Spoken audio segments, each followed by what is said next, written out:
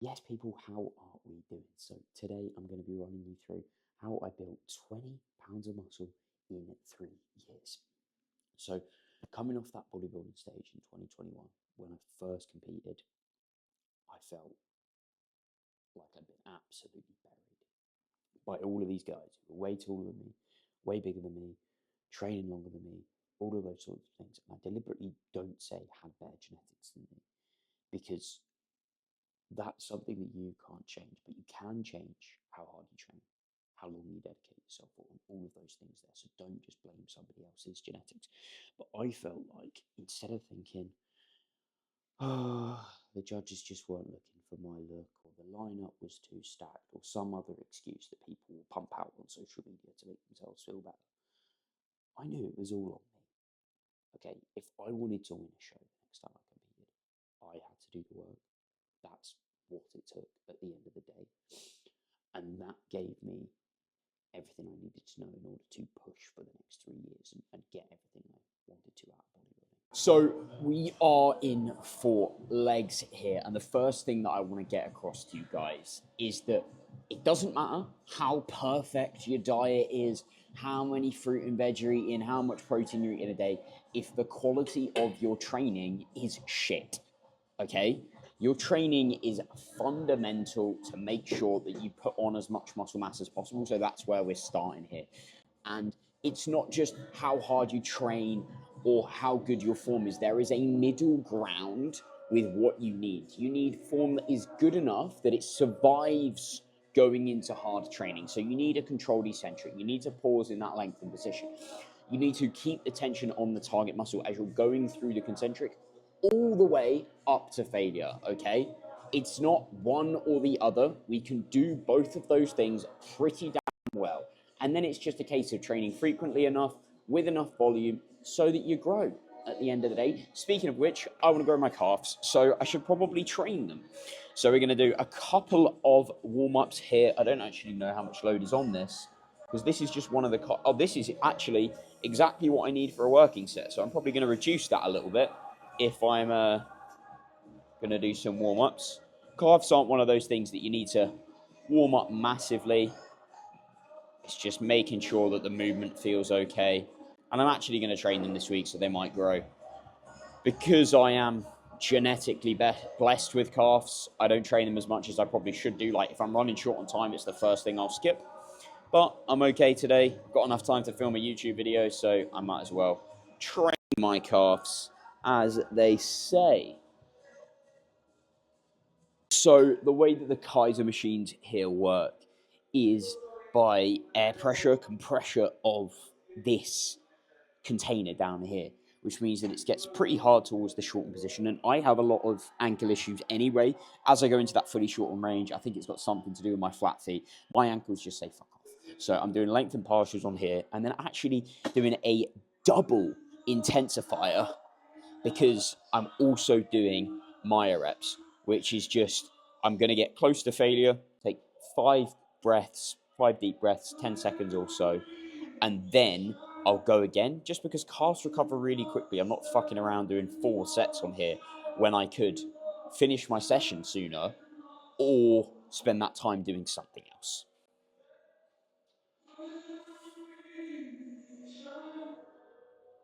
And I am actually having to count these reps with my hands just while I was talking, because I know what I'm like. My memory is absolutely horrendous. In fact, it's almost as bad as my vision.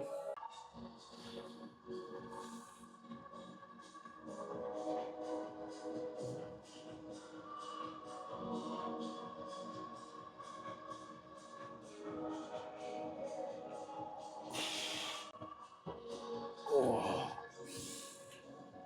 You're never going to get as many reps on the final part of a Myo rep set as you do on the first one, and that's really, really important.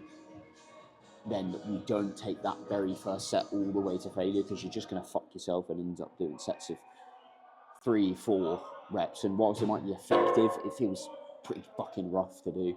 So if I can't get like 5 on the first cluster, then I either haven't rested long enough, which is tough to do because it's standardized with the breaths and the time sort of thing, I've taken that first one too close to failure, or I just have gone a bit too heavy on the set. And after a couple of weeks, you get a good idea of it, but it's really, really good if you're running short on time.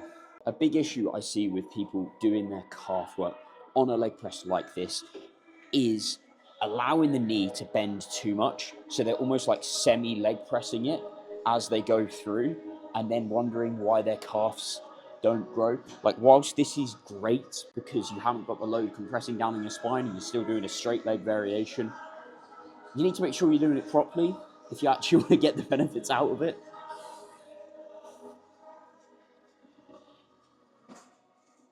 Jeez, not bad. Not bad at all. Almost panicked there, thinking I'd lost my seatbelt and no gains would have been made because just not locked in enough without one, mate. Have to have a seatbelt if you want to build any gains, clearly.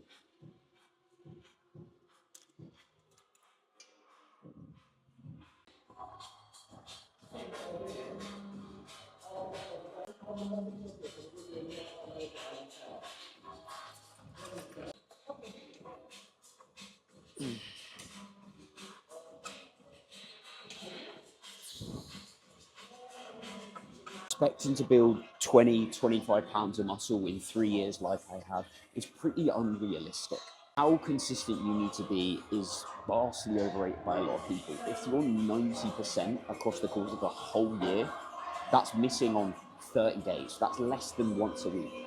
And I think we both know that you fuck up a little bit more than that. So that means pretty much all the time you need to nail your training, your nutrition.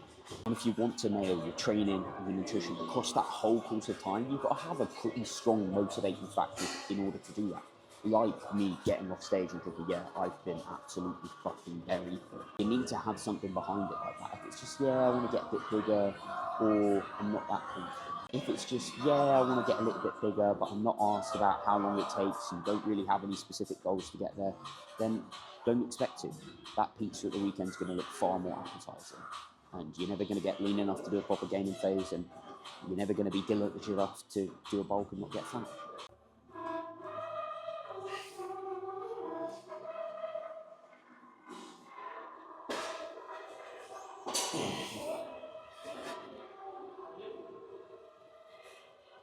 When it comes to building muscle, progressive overload isn't just the weight that you have on the machine or the number of reps that you do.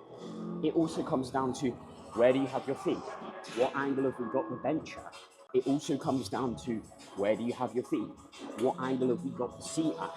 And making sure that that stays over time while I progress the load here. So I don't put my feet a little bit higher up so that I can recruit a little bit more of my glutes. So I keep the tension as much on my quads as possible. So I make sure I'm hitting the same amount of adductor and all of those things there. The weight is just a number. In order for that to actually be progression, all the other variables have to stay the same.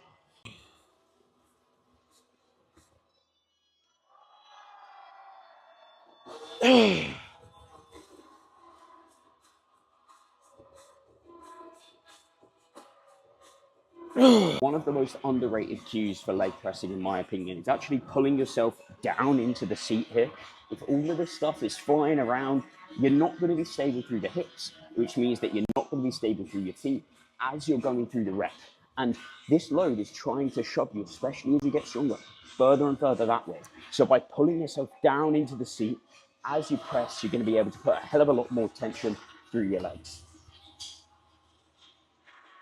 which I heard is pretty good for growth.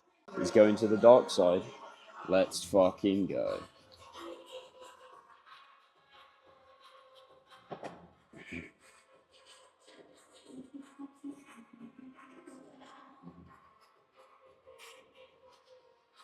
Those 20 pounds of muscle that I'm talking about was not all in the same phase. Okay, that's over the space of 3 years of one push-up post-show where I got to 75 kilos, pretty damn fat. I then did a mini cut. I then pushed up again. I then cut back down again before my operation on my jaw. And then I did another push-up, and I'm now into like my fourth push-up before competing again. Because you can only go for so long before you are too fat. And that's just a natural accumulation of things. Like you're not going to main gain your way to be massive despite what fucking Paul Carter says. Okay, it takes time. And there's this weird There's this weird paradox when it comes to building muscle, where people will expect that they're going to gain way more than they actually are. That 30 pounds you put on in a bulk is not all muscle. If you're lucky, 5 of it is. But you need to gain that body fat in order to get there, despite what Paul Carter says. However, 5 pounds of actual tissue is going to make a really big difference to your physique.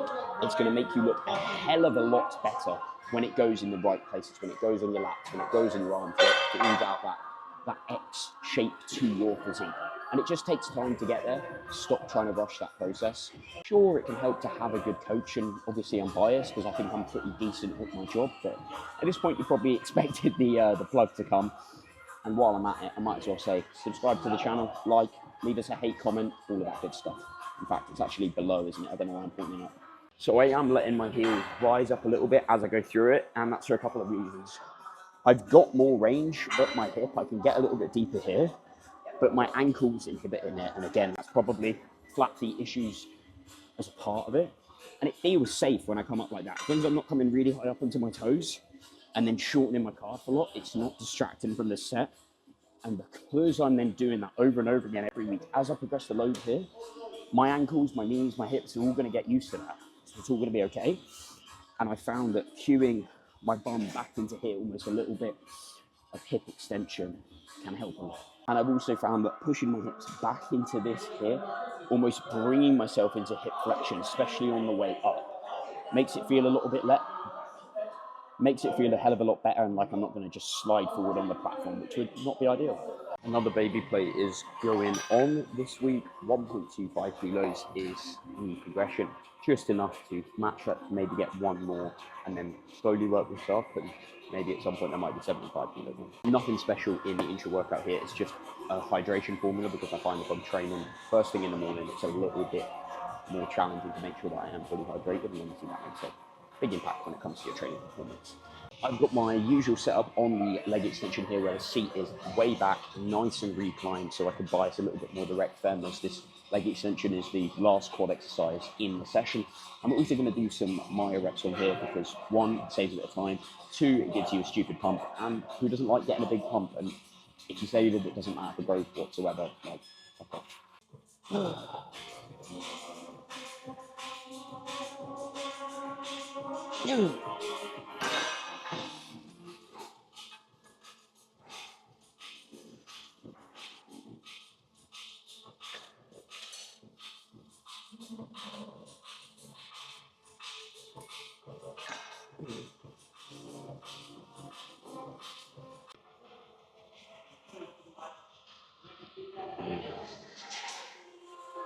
Oh, fuck. You know, the setup's rough when you have to go into the fetal position to make it feel even somewhat comfortable. And that's why I think that anyone that tells you that soreness or getting a pump doesn't matter for muscle growth, and that's why I think anyone that tells you that soreness or getting a pump doesn't matter for muscle growth has immediately disqualified themselves as someone useful to listen to. Because if you've got a shit body part and it's not growing, and you're not getting sore after you train it, and you're not feeling it very well in your training, and that's going on for months and months at a time, you're not looking any better, then getting those things is probably going to help a little bit, and it's definitely going to make you feel better about training them. You're going to enjoy the sessions more, and you're going to feel like it's actually making some progress as your lifts go up. So my advice for a shit body part would be to do higher rep sets, short and focused, feel it well, and then start to load it a little bit more in that lengthening range, so you're getting a bit more soreness, as long as you've already got good technique and you're feeling it well.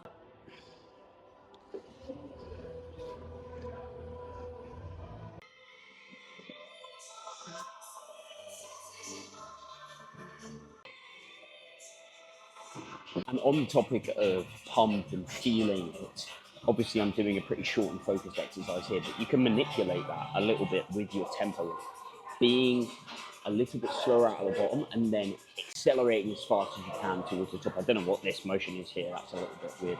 But one of the cues I really like to help me get a better connection to the glute is pushing through the bottom part of my foot. Now, the glutes don't attach onto your feet, but where you push with things and where you mentally place intent can make a little bit of a difference. And the main thing is that if it's helpful for you, then it's the right thing to do. If you like a certain exercise or you like a certain food, even if it's not 100% optimal, you'll make way better progress doing it, and you'll build more muscle over the long term because you'll actually stick to what you're doing.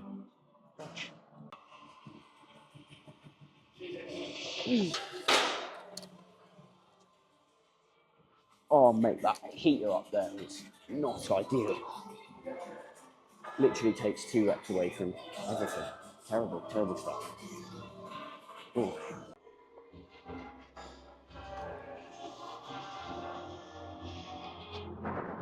Your breathing is key when it comes to training your abs, because your abs obviously come off your spine, and if you breathe in and have that in your stomach versus exhale out, they're actually a little bit closer to your spine, which essentially changes how good they are at doing the job of bending your spine and coming this way. So a cue that I really like in order to shorten them a little bit more and get a better connection to them is to breathe out as I'm going through that concentric, alongside almost pulling my shoulder down towards my hips. And of course, genetics are going to play a huge role in the progress that you will make when it comes to building muscle. But at the same time, there's also no point worrying about it, because in the space of 5 years, I've gone from the chubby kid that was always getting pushed around in PE by the lads that had beards since year 9 to, oh mate, you got really good genetics. You're blessed there. Like your biceps are sick, and just stuff like that. And it's not actually got anything to do with my genetics, because obviously from the moment of conception, my genetics have been the same. But what's changed is the work ethic that I've had, that I've put into things over time, going from blaming everything on everybody else to realizing that I was responsible for my actions, and only I was going to get what I wanted to get out of training if I did the work, essentially. So yes, whilst your genetics are important and they make a big fucking difference, they don't matter now. All that matters is the work that you put in. And that's why I look better than the last time I was this lean, and the time before that, and the time before that. And I've managed it a little bit better post diet phase. I haven't gained significant amounts of body weight. Conditioners hold really, really well, because I've put the work in, rather than saying, oh, I'm just genetically someone that gets really, really hungry and just has to cheat on their diet. Okay? Don't blame your fucking genetics for the work that you aren't doing. And on that cheery little note, we'll end the video there. Thank you very much, everybody, for watching. As I say, share with somebody else that's trying to put on a fuckload of muscle. Subscribe to the channel for future videos like this, and make sure you like it if you want me to make more content. And if you don't, as I say, just leave some hate comments. That's fine. Boost us up in the algorithm. Boom. In a bit.